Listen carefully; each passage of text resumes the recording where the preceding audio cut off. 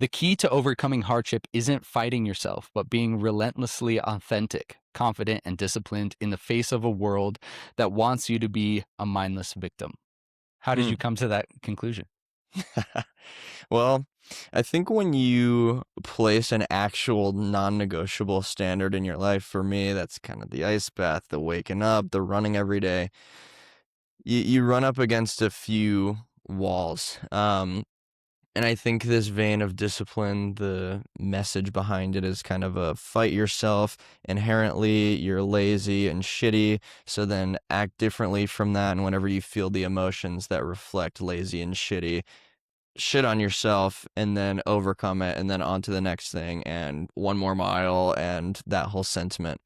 And we can be tough people all we want, but I think emotional intelligence is a way cooler path to being proficient in really any category of life. And so I've found that my thesis now is the self relationship, because genuinely the relationship you have with yourself, or you could say identity, it's the root system for everything in your life. People are obsessed with fitness, money, relationships, nutrition, all the shit that's kind of a branch off from you.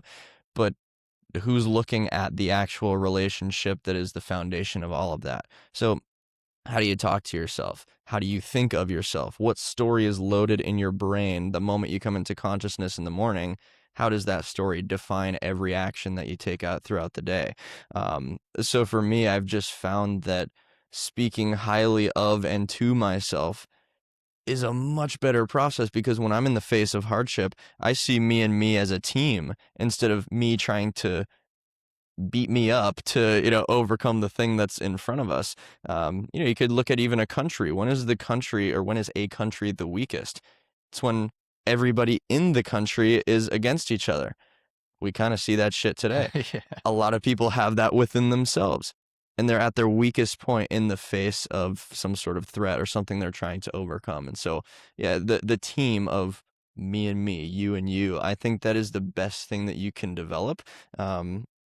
And otherwise you're kind of left alone in your own mind, which I don't know. That's not what I want. Mhm. How did you come to develop this conclusion? Because I think if you're high achieving, hard charging, you have these goals, these ambitions. I think oftentimes the default thought process, the response is, "Oh, I need to work harder. I need to push harder. Oh, I'm lazy. I didn't do this. I didn't do that." How did you get off of this self-flagellation Yeah. cycle?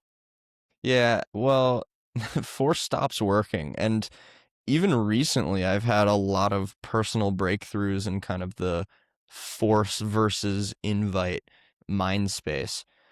You're exactly right. People who are high performing, they learn to achieve through force, through pushing, through doing more, more, more, more. It's always a more thing. But then you get stupid ass people that do amazing and they crush it, and it seems like they weren't even trying. And then you think, what on earth is wrong with me where I'm doing all of the right things and everybody else is just effortlessly winning? How could that even be possible? And just in my own mind and my own experience, again, the last few months focusing on this like crazy, everything I talk about is through this lens of seeing how energy affects the self and the things around the self. I think a relationship with another person is a really good indicator of how this energy spectrum really works, because when you approach something with fear, you get fear back. If you're very nervous to talk to somebody, the fear that creates the nervousness is worlds more likely to come true now. When Mhm. you need something, when you want something so bad, well, now your ability to perform to get the thing that you do actually want, it shrinks like crazy.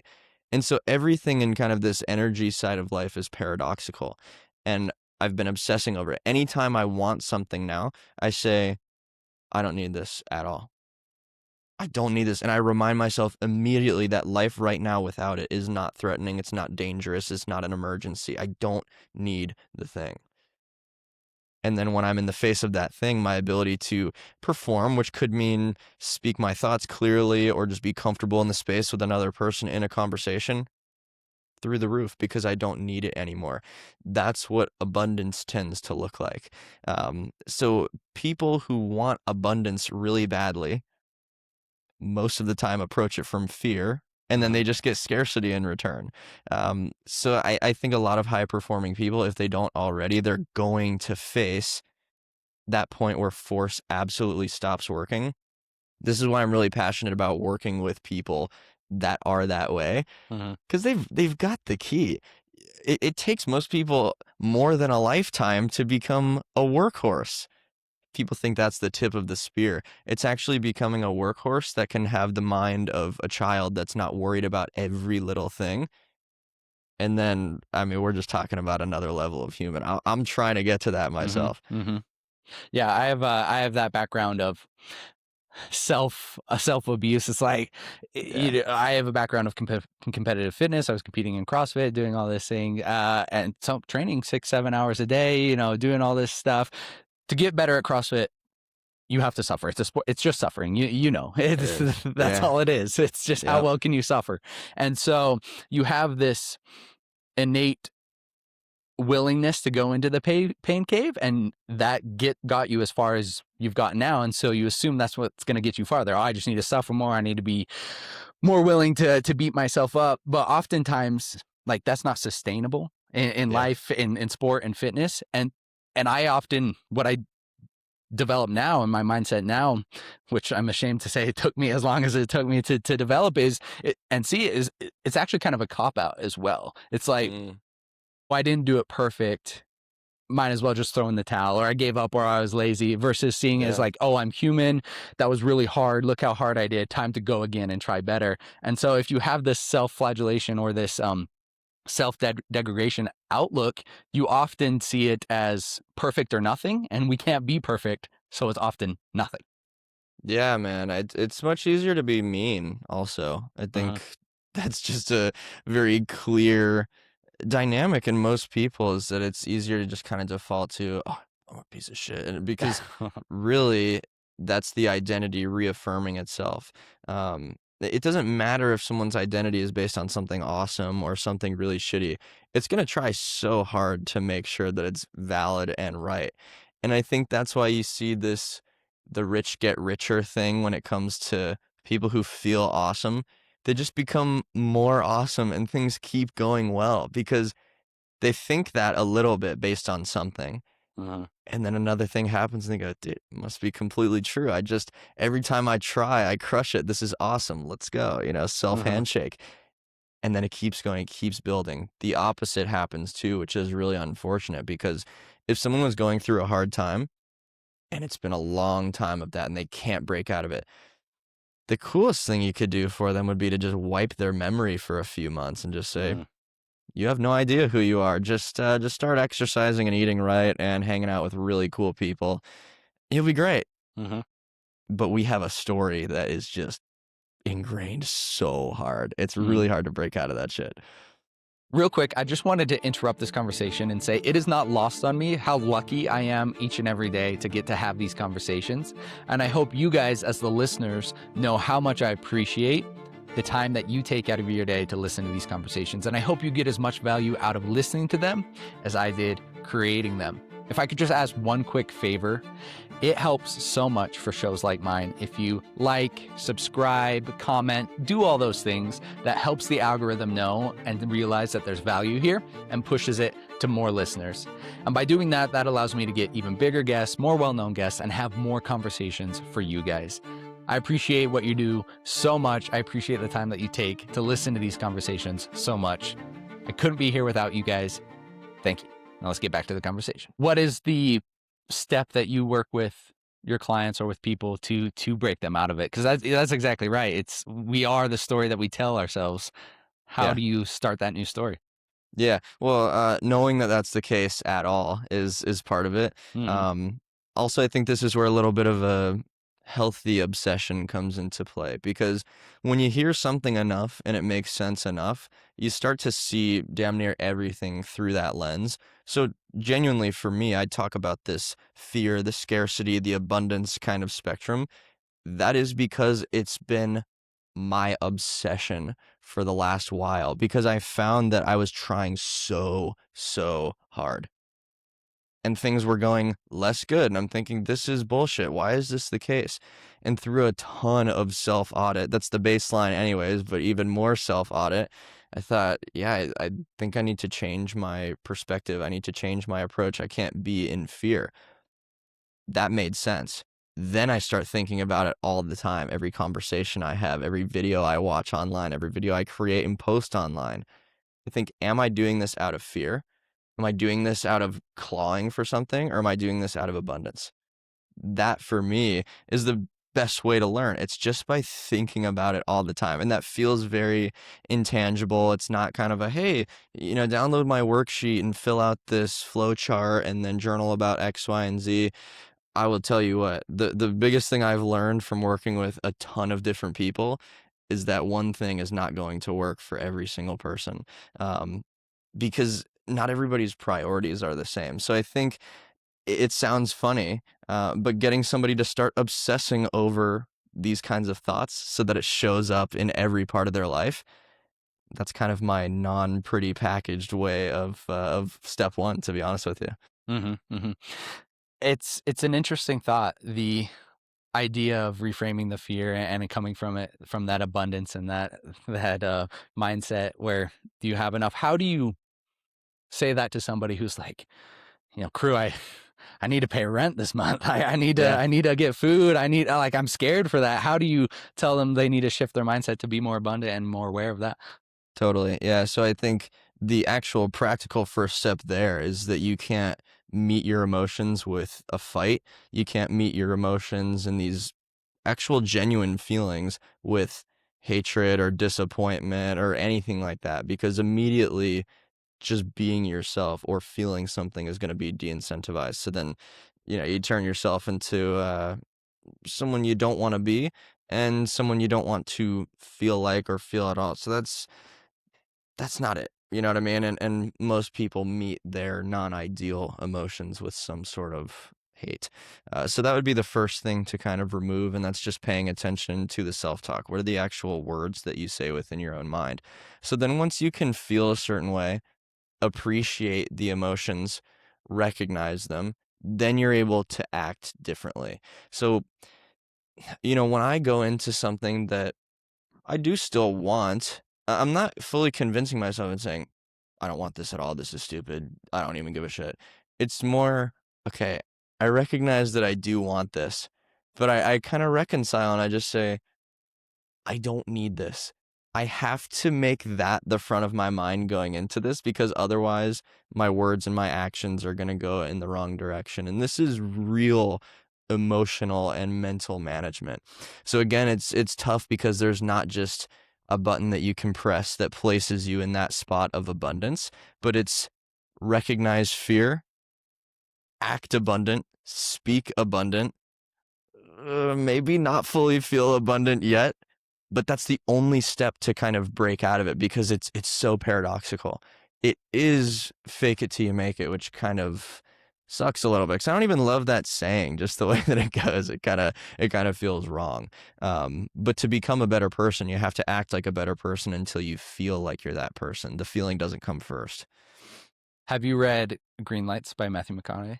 No, I've heard great things, but man, I'm such not a reader. And I Interesting. will tell you, that is heavy in my identity because growing up, I hated to read because it was tied to school. I hated everything to do with school. I could always do well at it and I got the straight A's and whatnot, but it was more out of spite than it was out of appreciation. And my mom would tell me how she hated to read as well. And I went, damn, my mom's pretty cool for that. You know what I mean? And so I know that there are some things ingrained in me that tell that story a little bit too. I also just haven't prioritized it because when I ask, all right, is sitting at the wall or staring at the wall and thinking or reading more important to me? Right now, it would be kind of just the thinking. And I have a huge appreciation for reading, but I just don't do it a ton. But when it makes more sense, I definitely will. I've heard some good things about it. The reason I bring it up is that he talks about when he got out of high school and was making that transition, or out of college, excuse me, making that transition to Hollywood, how he like didn't have money, he was sleeping on his friend's couch, and like he wanted these roles so bad, and like he needed them. He's like, I need them to make my money, and they just didn't come. And his friend was like, dude, I can like smell the need on you. He's like, you need to just leave, like leave Hollywood, go do a backpacking trip in like Europe. So he like left for a couple months, and he realized like he didn't need these. And then when he came back and he had that frame of like, I don't need this, Yeah. that's when the roles started coming Yeah, man, in. it's crazy how it works because it does, but then trusting in the fact that it does when you don't have the thing you're looking for yet, it feels like you're making the biggest gamble ever. It genuinely feels like you're just playing the lottery. And you know, I think that's a part of the risk-taking ability that makes great people great and makes normal people that want to be great still normal people. Mhm. Um, and again, I say this not from a place of, oh, I've perfected this and I'm able to just be abundant with everything and I just take every single risk. I have to constantly work on this. We all have to constantly work on this to say, dude, I have to play like I'm going to win. Mm. Because Mhm. if I'm expecting to lose, I'm asking to lose, really. That initial thought change, obviously, it's one thing to say we need to think these abundant thoughts, and these self acceptance, and not these loathing and disappointment, whatever we're feeling towards ourselves. Then it's very easy to say that than it is to actually think them. So if these thoughts come up, are we just noticing it, addressing it, and changing our thoughts purposely and with action towards better thoughts, even if we don't believe those good thoughts, even if we still have that internal self dialogue? Right. Well, there's always going to be the negative one because nobody gets out free without some self-doubt and whatnot. We were talking about the ice bath earlier. You know, there are practices in daily life that can give you, you know, the mental gym. That's one of them. Because it is the conversation between, I don't want to do this, I feel cold, this is too much, this is too difficult, and then the other side of you that says, okay, I can do this. I think the question you're asking at the core is, how do you bring intention to something? And it's funny because in coaching people, it always comes down to this. You know, you can advise so much and you can give so many different perspectives and you can give exercises and you can do things, or you can give things to do. And then it comes down to, it genuinely is up to the person whether or not they choose to do it. And it's kind of, how do you breathe? And you'd say, well, you take in air and then you push it back out. You go, right, but how do you breathe? How do you do that? How do you take in the air? And you say, well, you just kind of, I don't know, you kind of suck in through your nose. How do you do that though? How do you suck in air through your nose? It only goes so far. A lot of the time, the perspective shift or be more intentional is kind of the axiomatic idea. It can't divide down any further. And that's the struggle, right? Because most people seek advice because they're trying to get around that thing, which Uh-huh. is feel like shit, recognize that you feel like shit, and do the thing. And do that, you know, out of a team dynamic within yourself. They're thinking, surely that can't be it. Uh-huh. What's the workaround? What's the shortcut? And it just doesn't exist. I just started working with a guy recently. Super cool, very well thought out, very successful. And he said, man, I just see you running every day for all of these years and doing the ice bath and being so consistent. I just, that's what I want to be like. And I said, okay, what do you imagine I would do tomorrow if I were you? And he said, well, you'd probably get up and ice bath and run and do all this stuff. And you just, even if you didn't want to, you would get on top of it. And I said, okay, what do you imagine it would feel like if you were going to do that same thing tomorrow? And he goes, man, I just wouldn't want to do it.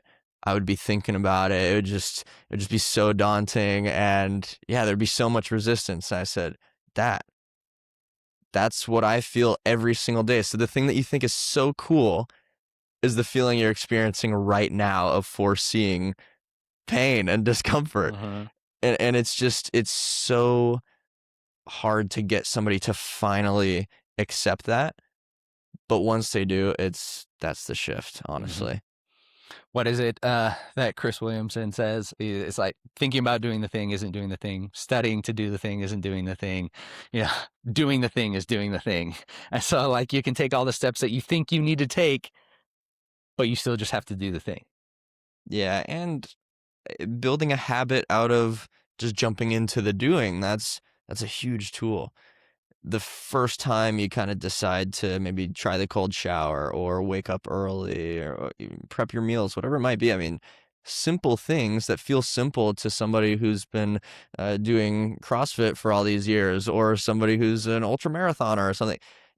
Those things can be a mountain for some people, and it's always proportional. Um, it's going to feel tough on the first one, and then you build the habit not only of doing that, but being the person that kind of jolts into action. Because the moment you sit back and start thinking and studying and all of the other things that aren't actually doing, it just, I mean, that consumes anybody.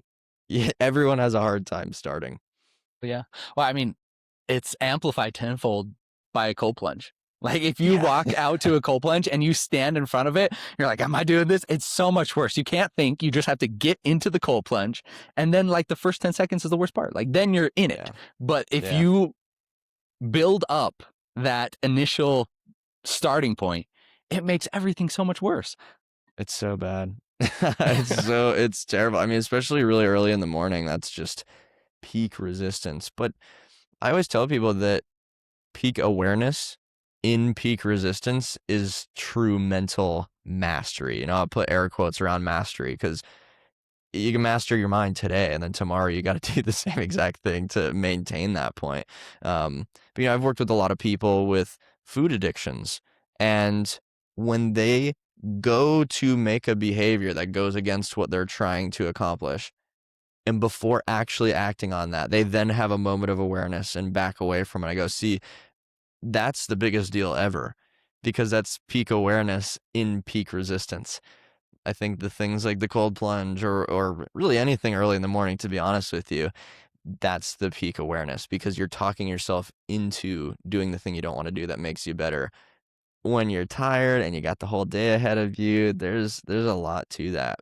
Um, but yeah, you're right, man. That resistance is criminal. I've found that I have to just tell myself to chase it down before it chases after me. Yeah, that's a good reframe. Yeah. Yeah, I mean, I'm newer to the cold plunging game, so I've only had mine for a couple weeks now, but I've been doing it Yeah. every day and that's what, like day one, I was like, all right, man, from this point on, no thoughts, just get in. And that's the game changer. You apply that to everything. Everything scary, everything hard. No thoughts, just do. Yeah, well, look, I mean, every time I have an intro call with somebody about working together and really embarking on that journey, it sounds awesome until it's, all right, well, it's this much and we start now. I gotta think about it and all that kind of stuff. And I go, really? Because I think what you just did is what you're on this call for, wanting to stop doing. It always sounds really good until it's time. 100%. How do you balance I want to talk about like the streak for you, the cold plunging and the running streak. What are we at? Like 2,700 days or whatever Yeah, it's plus. 28 something, June 13th, so a little under a month. That'll be 8 years of running Amazing. every day. Amazing. Thank How you. do you balance the streak for the sake of the streak versus the benefits that you're getting from doing the actual activity? Yeah, yeah. So I'll tell you, the core of the actual things for me, self relationship wise, is kind of the opportunity for me and me to team up and Hmm. overcome something. It reinforces my respect for myself. So that's kind of the character element of it. There's also another side to it, which is the pure appreciation for just what it is to be a human. I believe there was a time where you don't just wake up and have the option to quit and let things just go by. Every day as a human being, you wake up and go, oh, God, I don't want to do X, Y, and Z, but I don't have any option, or else I won't be here tomorrow. So the element of survival, I think, puts people in a really natural state. almost nobody's in that state today. And so these things for me, it's not, I'm counting the days, can't wait to hit 3,000. I think Mhm. Friday is 2,900 days in a row, actually. So that would be the number to it. But that's not really why at all, because what's the difference between 3,000 and day 30? Mhm. It's still just the one day of doing the thing. And so to have kind of a forever commitment, let's say, if I'm just going to do this for the rest of my life, you either go crazy or you'll learn to be present. Because if I start worrying about, oh, am I going to be doing this when I'm 50? I'm 25. Why would I be thinking 25 years ahead when I've got today? So Mhm. you can either drive yourself insane or you can be present. It's a pretty visceral choice, but I like the present one. Mhm. Naval Ravikant says we're all locally reversing entropy. So we're all kind of Hmm. maintaining order. Like that's what humanity is. We're maintaining order in the chaos that Right. is the universe. And when Yeah. we die, we will then dissipate into chaos. Our body will decay.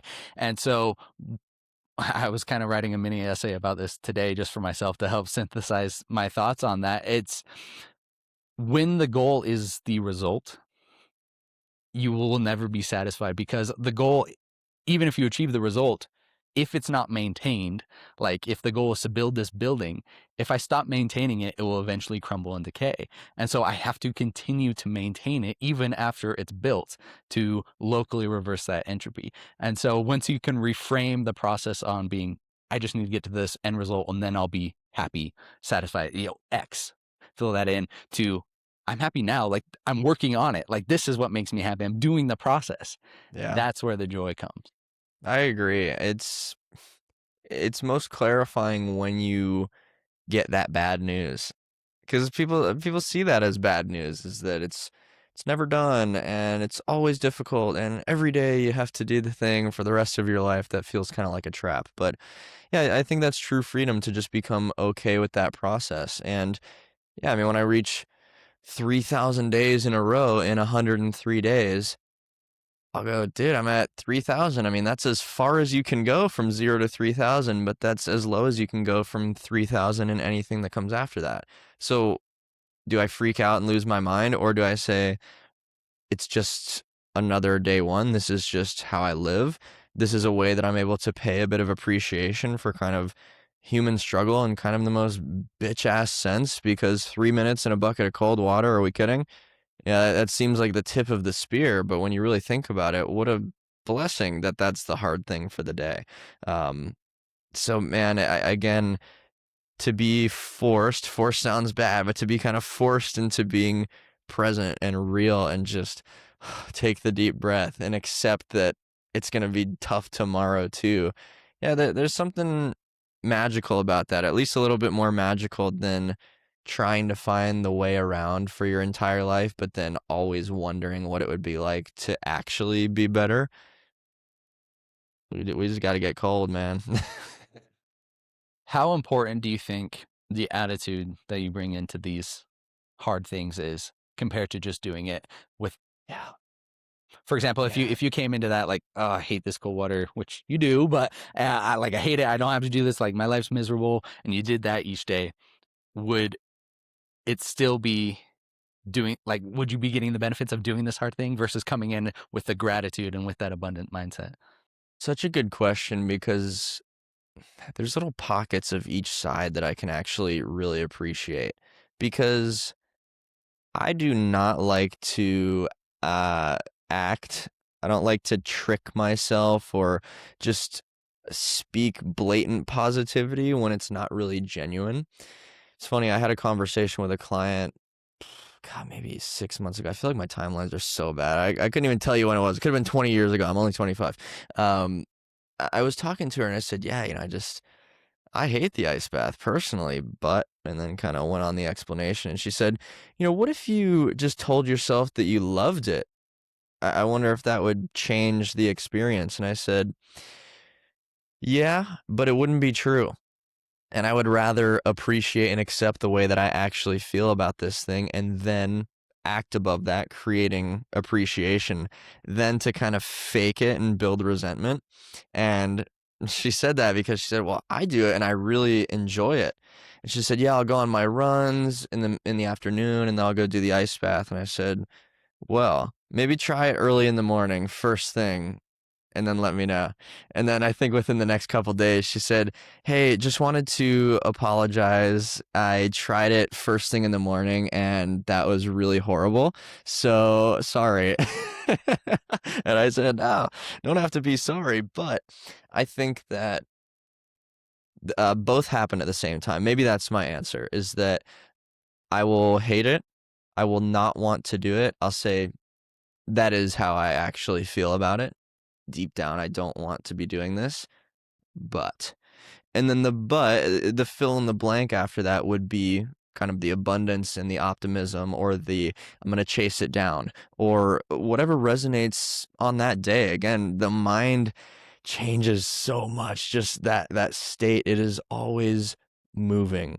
So you kind of have to get creative. I mean, it's more of an art than it is a science, just interacting with your own thoughts. But man, I think the benefit of being the person that is ridiculously consistent is that you don't have to fake too much positivity, because you have the assurance built in. You go, man, I could embrace a little bit of, I freaking hate this so much. This day sucked ass, whatever it was, but I still showed up and I still did the thing. Uh-huh. Then ideally that would open up more of the space over time to go abundant.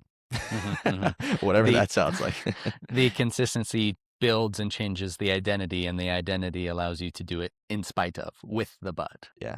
Yeah. I absolutely agree. It's the best tool you could have is an identity that kind of reinforces things going better. And at the same time, I mean, you can have all of the data in the world that says confident, disciplined, consistent. But in the day to day, are you creating fear? Are you creating stress? Or are you creating the path forward that's going to have things continue to go better? Better in my world, by the way, would be still very difficult, but just more meaningful. So it's not really life getting easier. It's just I want more purpose built in, to the tough shit. Because when people do hard things that mean nothing to them, that's when you start hating life, I think.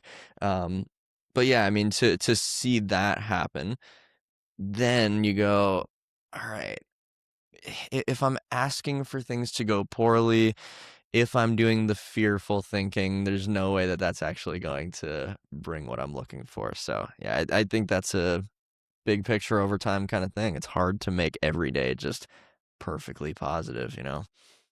If you're one of those people that watches podcasts and doesn't just listen, you've probably noticed this sauna right behind me in each and every one of my episodes. That is my Heavenly Heat Eco Sauna, and it is seriously the best. It's not just there for decoration. I use it each and every day. Heavenly Heat makes some of the cleanest saunas on the market. They are ultra low EMF, no glues, no dyes, no plywood. It's all 100% hemlock, and they are extremely easy and high quality to assemble. And my favorite thing, they don't require any electrical or wiring. All you have to do is plug it into an outlet and it starts working immediately.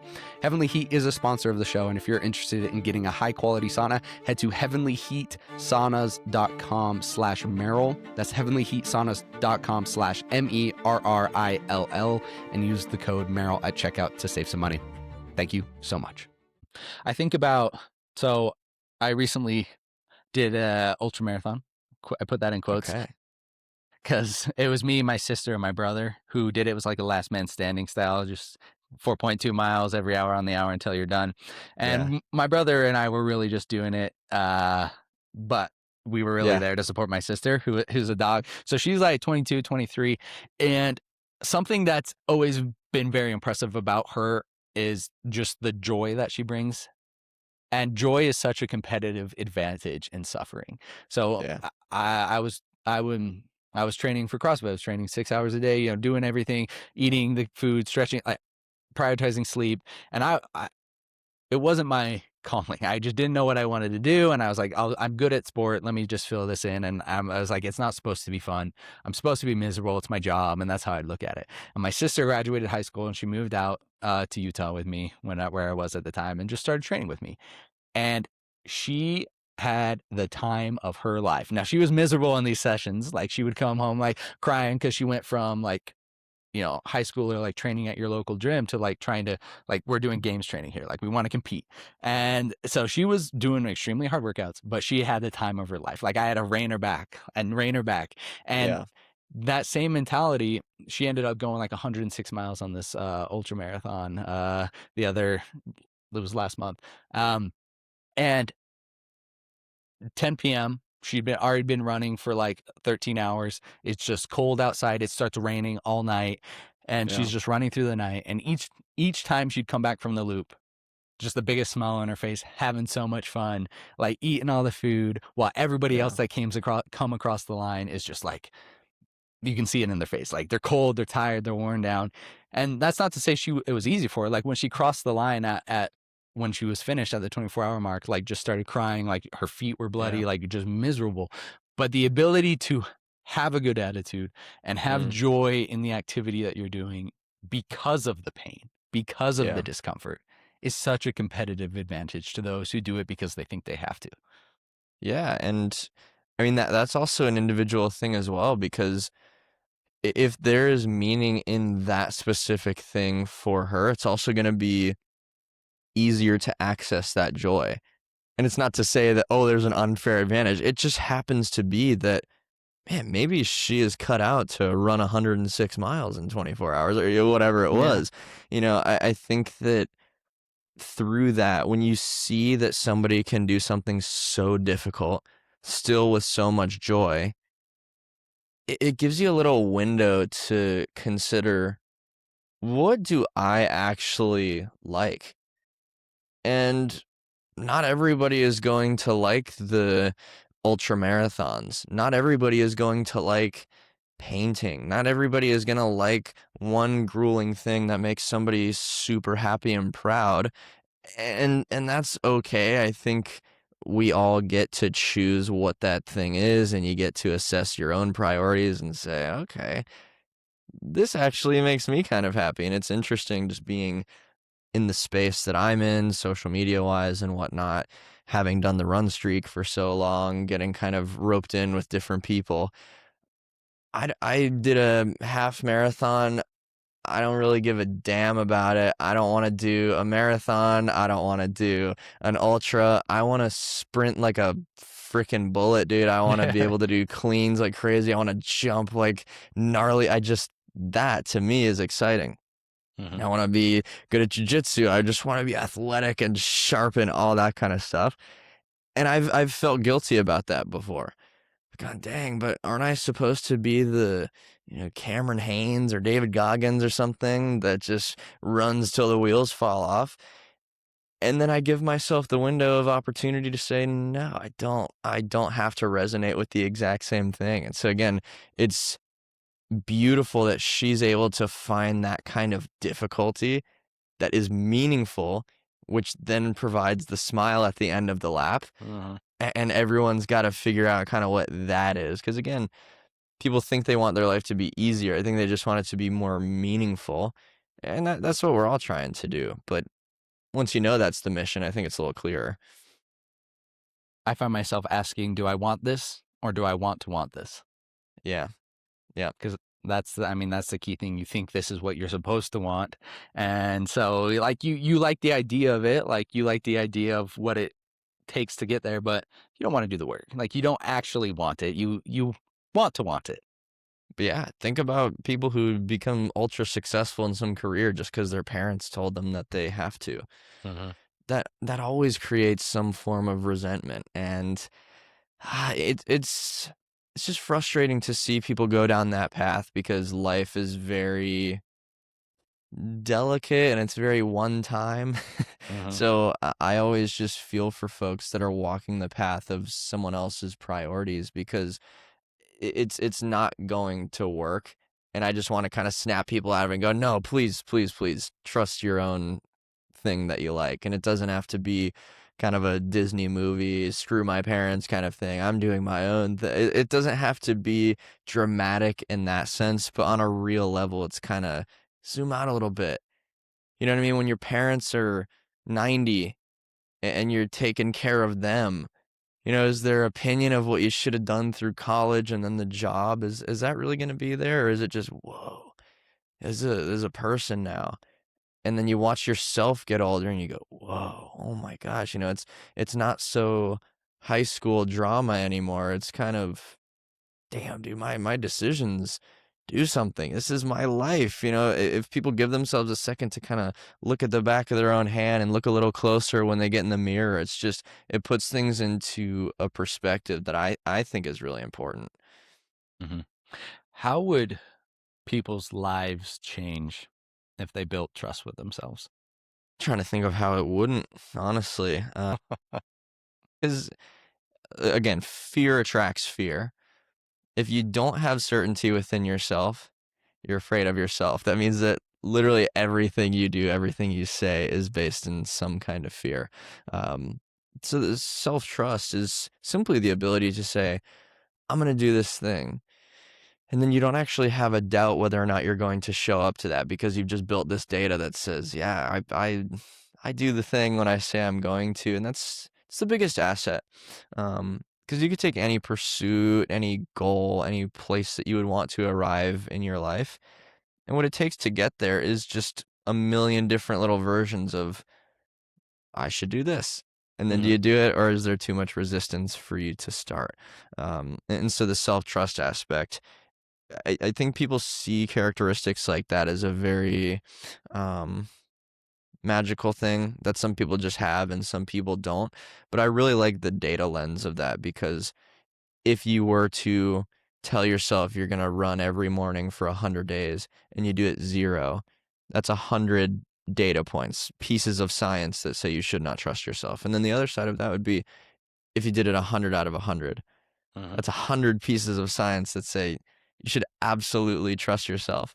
And a newer client I'm working with, he asked me a great question that I've never heard. He said, so where do you track that data? Do you use some sort of software or some sort of thing? And I thought, it's so funny you say that, because I never even thought of it in the way that you're saying.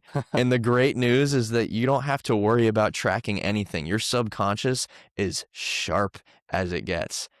Because I said, you feel a certain way about yourself right now. You didn't have to write that down anywhere. You know exactly why you feel that way. Mm-hmm. The same thing happens when you start to, stack that better data. And so, the self-trust, it's all based in the data. Confidence based in the data. It's clarifying, because then you can say, oh shoot, I see how I could actually build this, how I could change that. It's really cool. Mm-hmm. Do you find that the protocols to building this self-trust, following through with what you say, is scalable? So, for example, somebody who's used to running maybe should say, I'm going to run 5 times a week, or I'm going to run every day, whatever it is. But somebody who's, 200 pounds overweight doesn't need to be saying that, because they won't follow through. So does it have to be, should it be easy enough for them to actually do it with still being a challenge? Yeah. Yeah. I mean, that's why people say, well, why don't you run 5 miles a day? And I go, too much? Yeah, I won't. Yeah, because, when I broke my foot and my ankle at jiu-jitsu a little over a year ago, and I did the morning run on crutches, so I would skip on the one foot and then crutch, skip and then crutch. And that shit's way harder than running, by the way. And if it was 5 miles, that's not very reasonable. I would have ruined those days pretty much, and it would have just been this destructive kind of thing. A mile, on the other hand, that's kind of never unreasonable. And so it's enough of a challenge to where, well, it's still running at 5 in the morning after an ice bath and whatnot. But I haven't found the day yet where that's become impossible.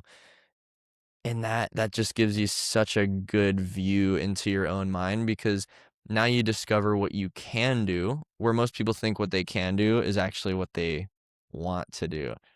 I don't want to do this, so that translates to I can't do this. It's not actually true. But it's absolutely scalable. It's always proportional to the person. Maybe that 5 miles is the 1 mile to some folks.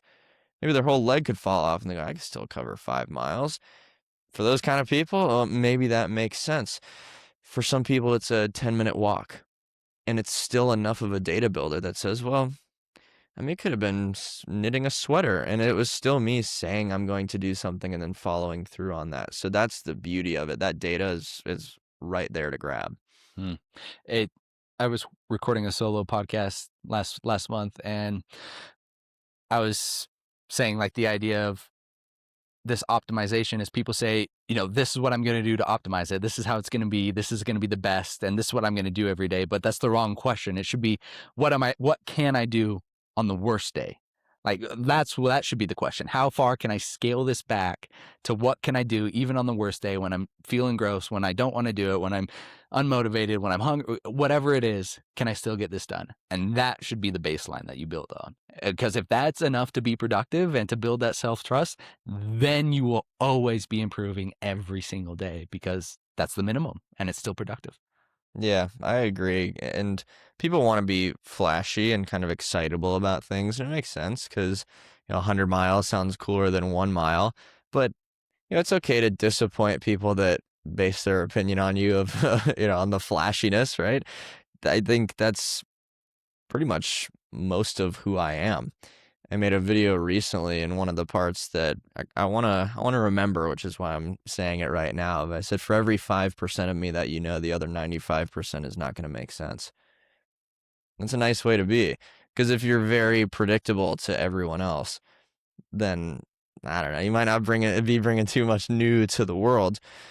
However, the self-trust thing is actually quite the opposite. If you're super predictable to yourself, superpower. That's what Uh-huh. you want. Uh-huh. The ability to have trust with yourself and to be, known to yourself comes with the flip side of also knowing your limits. So on just by saying I'm going to do this, I'm following through with it, you have to be able to know what you can't do so you don't Yeah. not follow through with it. Yeah, you actually have to do it. That is the hard part. I mean, it's fun to think about the daily run thing, and then I guess the first time I look out the window and it's pouring rain, I go, "Huh.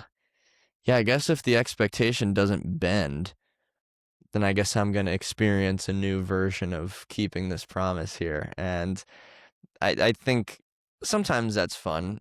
Sometimes it's ridiculous enough to where you go, oh man, this is kind of terrible, but it's kind of awesome. The rain one when it's warm out, that is Yeah. definitely one of those.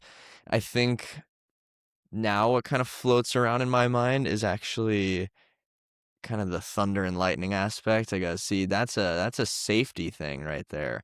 And I don't want to be so disciplined that I'm sitting in a bucket of cold water while lightning strikes my backyard.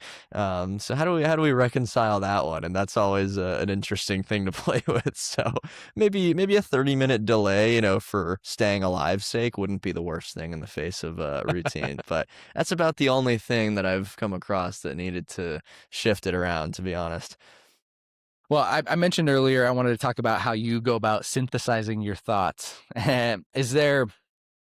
Is it you just like you mentioned staring at a wall, or is Mm. it journaling? Is it writing things down? How are you developing and flushing out these ideas?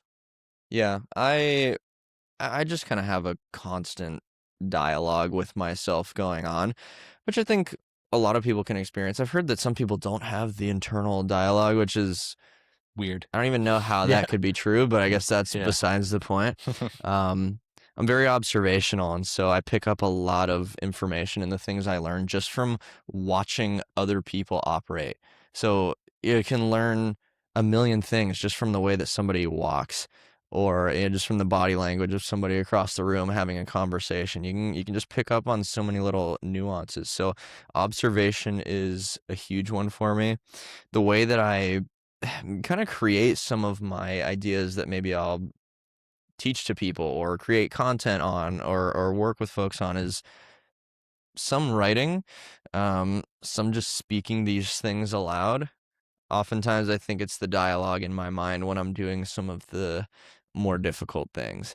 Um, so that mental transcript in the ice bath, for example, a lot of great ideas come out of that. And while I'm running, a lot of great ideas come out of that.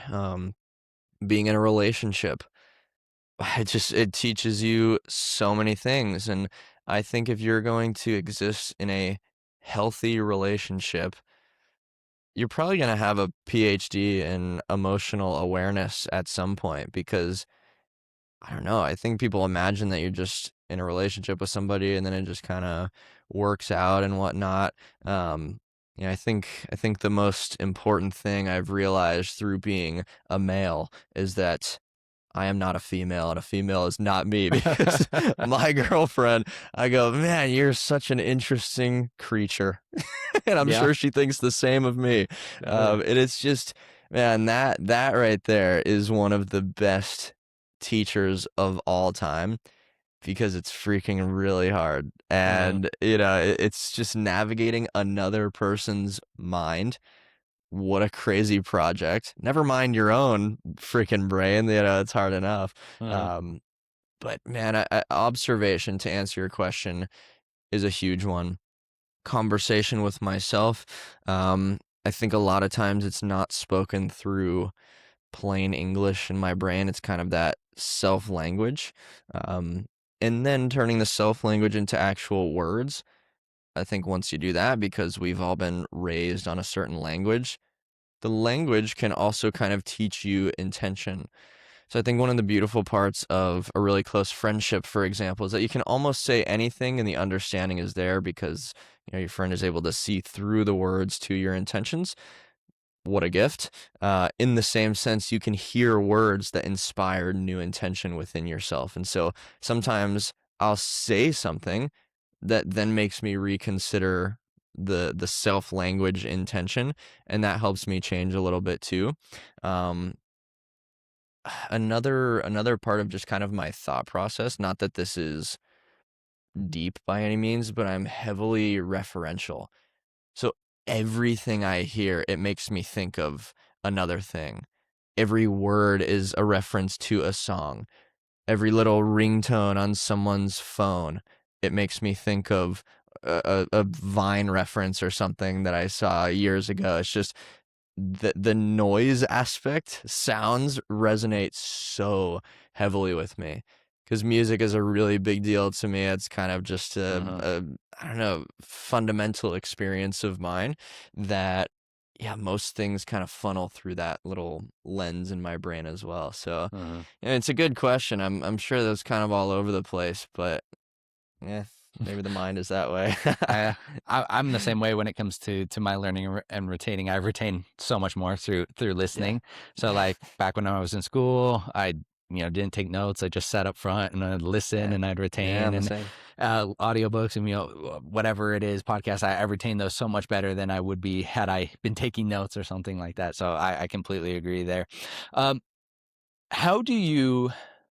I'm trying because we mentioned earlier you don't read as much. Do you find that limits your ideas to rigorous testing by other thought leaders or thinkers? Well, I think hmm. I guess the test is the person, you know what I mean? So I guess people could disagree with the things that I say. Um, and then I would just say that's fine. Because I don't actually preach things from any kind of factual standpoint in really any case. So when you think about it, the people who are so adamant about everyone being just like them, that's inherently scarcity. That is fear. Because that's saying, well, I'm not actually so confident in my ideas if other people were to not be like this. So I'd prefer we just kind of cut the conflict and just be like me, please. And you see a lot of the people with a very strong kind of attacking presence being that way. And people think that that's really powerful. Really, it's just very fearful. Um, I mean, you think of governments or these horrific leaders and whatnot. You go, oh, it's fear, Uh-huh. scarcity, but people still think of them as the top of the leaderboard and the controller, damn near God sometimes. So yeah, I think uh, to not have other people's ideas to reference, I don't think it pulls away from the validity of what I say because what I say is just through experience. It's all subjective. It's my thoughts. At the same time, I find that a lot of what I end up reading just it kind of agrees with what I say, and then I just get annoyed because I go, I don't want to just hear this again. I say this all the time. So, people will recommend books that are super in line with what I already say. And I think, well, that's not really the ecosystem I want to exist in, because then that's just kind of a weird echo chamber that's already kind of cliche in my brain. Um, See, I would rather talk to somebody that disagrees instead of reading, and that's just more engaging for me. Honestly, that's just kind of a preference thing. Um, I think what I do like to read is kind of skill building things. So things more about language or communication, and just things that give me some new ideas. Go, oh wow, maybe I should, utilize that, or maybe I should stop saying this, or maybe I should work around this in this kind of way. Um, when it comes to mindset stuff, it just, I don't know. Too many people say the same kind of thing. I'm going, it's not really the words anymore. It's just knowing the person that's saying them. Mhm. That's the biggest deal. So I think maybe a story would probably be more powerful than kind of a straight up self-help sort of thing, for example. Um, so yeah, I think, uh, yeah, to answer your question, I don't even know if I'm in the fight to be right. It's just Yeah. whatever, man. I mean, to reference Naval Ravikant again, he talks about how like very like the only things in this world that are like is like math. Like math is the only thing there. It's like 2 + 2 = 4. Like end of discussion. Like you want to maybe you Kim Jong Un can debate it, which he has. He's but like that's irrefutable. Everything else is like still up for debate, and like I've experienced that myself. Like I have a lot of these different people on this podcast, and like I've had Dr. Anthony Chaffee who talks about carnivore, and then I've had Dr. Joel Furman who talks about research backed, 5% of your calories should come from animal based foods. Like, and I asked them both the same question. I was like, you guys are all reading papers. You guys are all have access to the same stuff. Why are there different conclusions here? Like, what Yeah. are you getting that he's not? And it's so confusing, but also like reaffirming. It's like, you just gotta experience it and think through things yourself and come to your own conclusions. Because if you're always trying to look to somebody else, it depends on who you look to first, which is going to be Yeah. how you decide your identity and your philosophy and what you think on those things. Yeah, very true. Yeah, a friend of mine who's really smart, just an interesting guy. I was telling him that I'm trying to get more into reading. This was a few months ago. And I told him this book that I was reading, and I don't know, it's some sort of maybe social sciencey kind of Mm. situation. I don't even know if I ended up. I think I read the whole thing, but I didn't really get anything from it. And he goes, "Dude, you don't even need to read, probably." He said, "So much of this shit is just prescriptive. It's just telling you how you are. It's telling people how people are." And, I can look back and see that in myself a little bit. A lot of times I'll say, oh, well, most people kind of X, Y, and Z.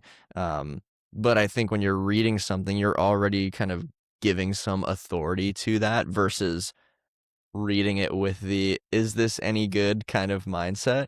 Mm. So I've definitely liked approaching reading in that way a little bit more, which is actually a good confidence builder. So I can read this whole thing and just not disagree with it. And I think because I haven't been a huge reader, just the concept of grabbing a book, it's kind of handing over a lot. You know what I mean?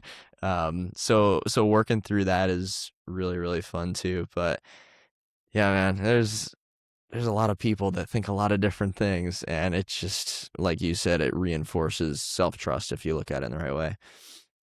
How has creativity, like building and creating this, your podcast, your content, how has that influenced and benefited your life?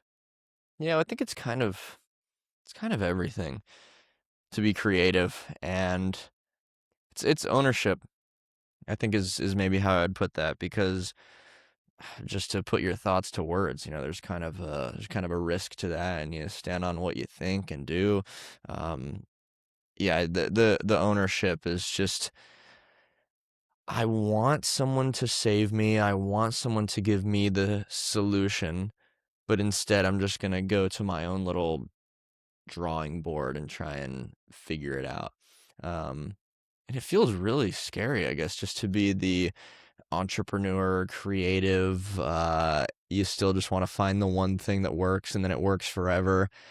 I imagine people in advertising or something, they create the Facebook ad that crushes it, and they go, okay, please just keep working forever. And then they see the performance of it go down, and they go, oh my God, my savior has stopped saving me. What the hell is going on?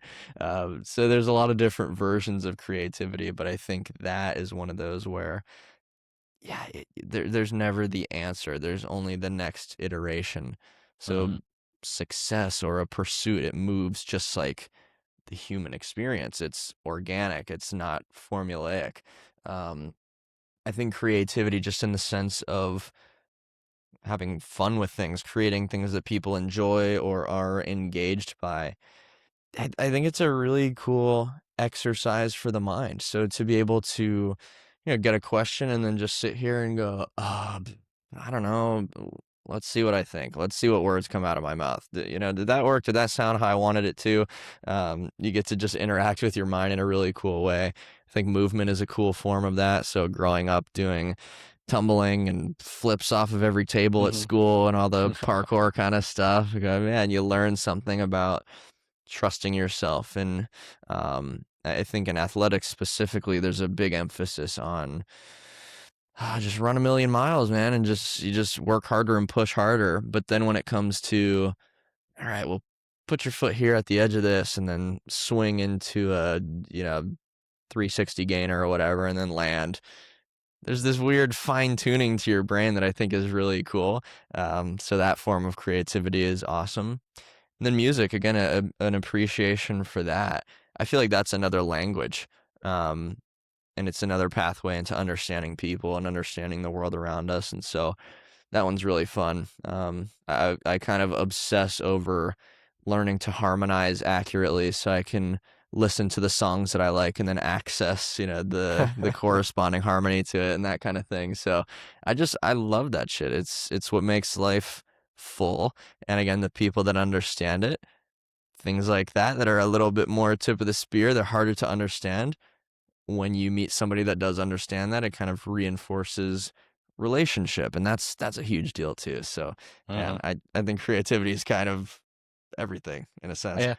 I mean, I completely agree. It's once I shifted from a consumer to a creator that my Yeah, life like really started to flourish and open. Because when you're a consumer, like you don't think about it, but you're taking more than you're giving to the world. You want more money than the work you put into your job. You want more dopamine than you'll put into the effort to get it from social media. You want this. But once you shift and start creating, like what can I give more? What can I give to this relation? I want to put more into this relationship than I get. I want to give more to my job than I get. I want to give more to my listeners than I have subscribers, something like this. That's when everything changes. Like your sense of purpose changes. Like the fulfillment you get from life changes because like you know that the world is a better place because you were there, because you put yeah, something into it that didn't exist without you and would not have existed without you, and it is now better. And that is everything. At least for me, that is everything. I agree. I man, it's another paradox of how do you get the most out of life? I guess you give the most to life, also without getting caught in too much of the hero dynamic, because everybody wants to give, give, give, but sometimes even giving can be a distraction. The people who just burn the candle at both ends just so they can have an excuse to not go to the gym, and you go, yeah, you're not that much of a hero. Yes, everything within reason, everything with balance. You have to strike the chord. You can't give for very long if you're not taking care of yourself. So Yeah, it's doing both, not using it totally, man. as an excuse. That's right. That's right.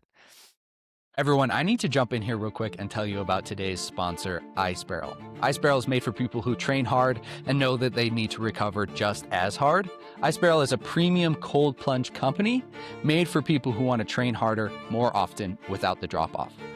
Also, it helps develop mental toughness, resilience, and grit by voluntary exposure to hardship. Head to iSparrow.com and use code Merrill at checkout. That's MERRILL to save some money and start developing mental toughness and training harder more often. Thanks, guys. Let's get back to the episode. Well, man, I like to close every podcast with 2 questions, and I'll see if I can reframe this last one because it maybe doesn't apply. But the first question is, who do you think I should speak to next and why? What do you care about right now? Right, that's the question. I am talking to everybody. I just did a 2.5-hour podcast with this professor on the era of Vikings. We talked about Vikings, Okay. and so I like history, I like philosophy, I like science. That's why I promise this podcast isn't named after me because I'm egotistical. It's named after me because I didn't know what I wanted to talk about. I want to talk about everything. Yeah. I mean, my podcast is my name, so I get it. For egotistical reasons, of course. No, I'm just kidding. Of course. Gosh, man, that's a great question. Who should you talk to next? I would say yourself, because that's a really important one. But you do the solo podcasts already. At the end of the month, yeah. See, I don't know who you've spoken to. Is there somebody that you know that I know that you've been wanting to talk to? How about that? I know that you know. I mean, we kind of in the same circle. I guess people I haven't gotten access to would be Michael Smoke. I definitely want to pick his brain at some point. So he'd be There you go. somebody that I'd definitely talk to. Yeah, he's a cool guy. It's cool. I was his 4th podcast episode ever, first guest. I saw, which is pretty fun. But yeah, he's a he's a much funnier guy in person than you would even think too, and he's already pretty funny online. So yeah, he would be a great person to talk to, and I think he definitely would. I'm sure his DMs get freaking smashed every single day, Sure, but dude. yeah, he's a really charitable guy, so I think that would be a great person to talk to. Do you know who Zach Tellender is? Yeah, big fan of Zach. Zach would be a great guy to talk to as well. I think he's got a really interesting angle on authenticity in a really harsh category in music and whatnot. And I think he's a really skilled creator in the sense of engaging people. Yeah. And His social he media, also, man. yeah. So funny, man. I'll see so much of his stuff and I just go, it couldn't be me. I couldn't make a 6-video series about some person commenting on one thing or the other, but that's, dude, he's on the money with that stuff. And yeah, he's hilarious. So yeah, he'd be another good one, I think. Great. My second question is, and I'll just give it to you as is, and then we can work around it. Yeah, I was gonna say I want to hear it. It's based off a Ralph Waldo Emerson quote. If we encounter a man of rare intellect, we should ask him what books he reads. So what would be a book you most recommend for me? Well, I would say, I feel like everybody would probably say Man's Search for Meaning because one of my favorites. Yeah, it's pretty damn solid. I want to read. Have you read Influence? I haven't. I think I want to read that. I love kind of human psychology, just understanding how the mind works a little bit more, because I think there's a lot of shitty people who are really good at manipulating the human mind because they know how it works. I'm going, let's get some good ass people that know how the damn mind works so we can, tap into that a little bit better. Yeah, so I'd like to read that. Gosh, I mean, that is pretty funny that's the question because, are you Christian? I'm not. Well, it's interesting. I've had this. I have a background of Christianity. Grew up in a very religious family. But me and my wife aren't really religious at all. I've Yeah. had a couple of very religious people on to talk about it, and then I've had some very stout atheists who are like authors of like the soul delusion and why they don't believe in the soul. So I'm just like trying to Yeah. build what I believe through exposure to different thought. Yeah. Same here. I was gonna say the Bible just for a fun answer. Yeah, yeah. Was Probably be worth reading. People always tell yes, me to do it, and go, yeah, I think I've read the book of John. I did a little audio book, but I think what's interesting is that the Bible doesn't address whether or not it's true. Mm. It just says, and I go, oh, okay, well, yeah, this is awesome sentiment. It definitely makes sense, but is this a historical piece or is this a metaphorical piece? I don't know. I guess the But yeah, question is based purely on the teachings. Does it matter if it's true? Like, would you benefit from following it regardless? Lee. Yeah, I mean, Yeah, I think so. That's why a lot of the yeah, shit that I do probably aligns pretty yeah. heavily. And yeah, one of my clients was telling me, she said, you're a Christian magnet. I said, look, I know. It's because it's not far off, the self relationship or the relationship with an ideal version of yourself that you'll never actually achieve. Mm-hmm. Kind of sounds a little bit like a relationship with God. Mm-hmm. Mm-hmm. And I don't mean that in a blasphemous way, but I think it's pretty damn close. Yeah, yeah, I completely agree. Well, man, dude, this was a pleasure. Where can people follow you? Where can they get more of your podcasts and your social Yeah. media? Totally. So the Cru Mahoney podcast, imagine that. And then on YouTube, Cru Mahoney, Instagram, Cru Mahoney, TikTok, don't even go there. That's a terrible place. I post the same stuff on all the short form ones. I'm going, man, long form is so much better on YouTube. I love making those. I'll do a vlog every other week and then a sit down talking every other week. And those I'm just able to pour so much into and I love it. And then, man, the podcast is just monologue, 30-40 minutes going down the rabbit hole, trying to bring as much value as I can. So Yeah. man, those are the main spots there. Yeah. And then, if you're in Austin, Texas, probably catch me at the gym, track, grocery store, and those are the only places I go. So Places. Well, dude, I got so much respect for the podcast. As somebody who's diving into the solo podcast game on my Yeah. one a month, I'm just like listening to yours and helping to help prep and kind of get exposed to your ideas. I was like, dude, mad props, man, because it is hard Thank to you. just talk for that long.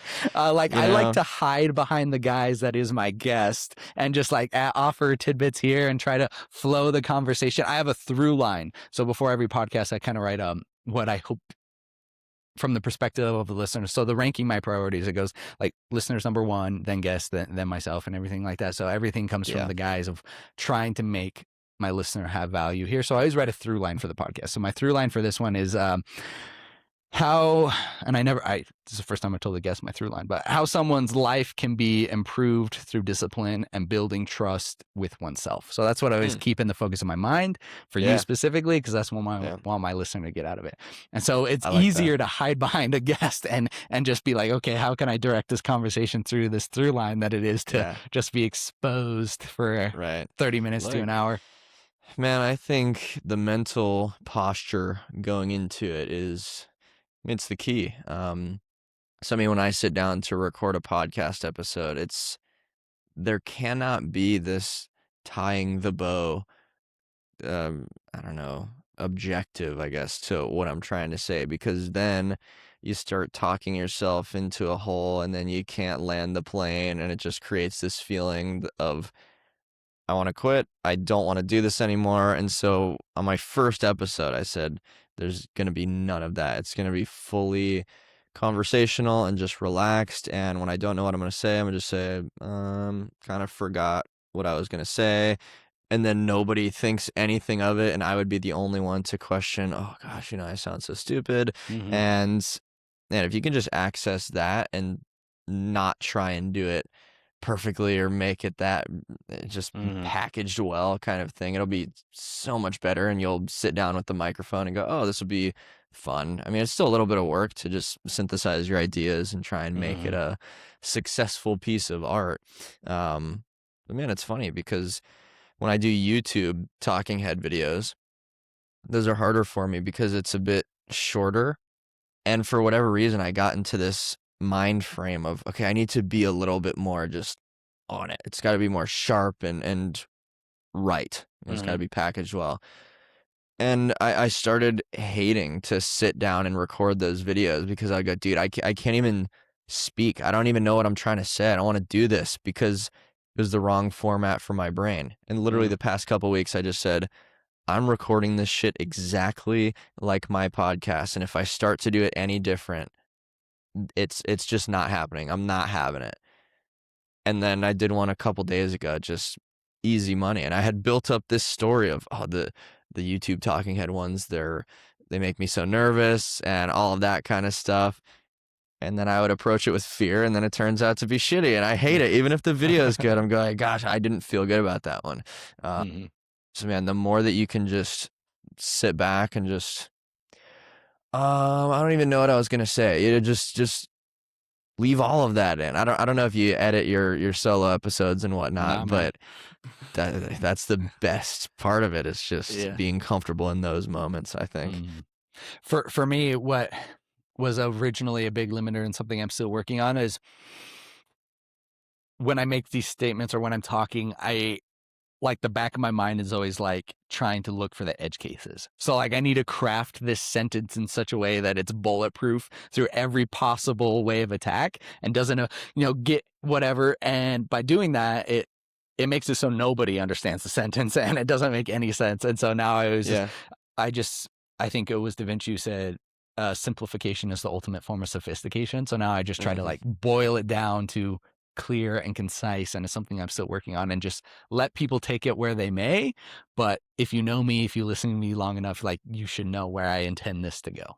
Yeah, dude, I agree. I do the same thing. I think a lot of my shorter form content, especially, it's always trying to build in the likely argument and then shut that down beforehand. So it's just kind of a sound statement. But yeah, it's this art of comfortability, and at the same time, as someone creating content, you just have to really keep in the back of your mind that the platforms are against you, short form platforms, especially because it's like you wrote a book and then you're going, all right, tell me what you think about my book. Here it is, and you put it back down. You're flashing a page of this novel that you wrote at somebody, and then they go, nah. And then they just go to the next one. You go, well, of course you're not going to like it because you just heard 30 seconds of me, and no 30-second snippet is ever going to cover the whole picture. And so it's funny, dude. I say it all the time. I think a 40-minute episode of a freaking podcast is easier for me than a 40-second video on Instagram because, yeah, the nuance, I guess, is my comfort zone. But just saying some shit, standing on business a little bit. That's the Standing work on that's cut business. out. Yeah, that's right. Dude, podcasting has changed the game for me. Like when I like short form content, like that's where people start, or at least where I started. Is like, I'm gonna build. I'm in the gym. Like make these videos. Whatever Yeah, you're doing, and like miserable. yeah, But as soon as you give me like an hour and a half to talk to somebody, I was like, dude, this is the best thing ever. Like I'm learning. I'm trying to guide this. I hope my guest gets something from this. I hope the listener does, and then I just try to make it as genuine as possible. Clip off the start and the end, no edits across the middle, and like here you go. Enjoy this raw conversation with somebody who I want to learn from. I hope you do too. yeah. Man, it's a beautiful game. I enjoy the heck out of it. Awesome, man. Well, I really appreciate your time. I appreciate your podcast. I appreciate your posts, your short form. You do a lot of good work. I'm in the game now with the social or with the cold plunge, so I'm gonna be right there with you doing it every day, one day at a time. So I There we appreciate go, what you're man. doing, man. Absolutely. I appreciate you.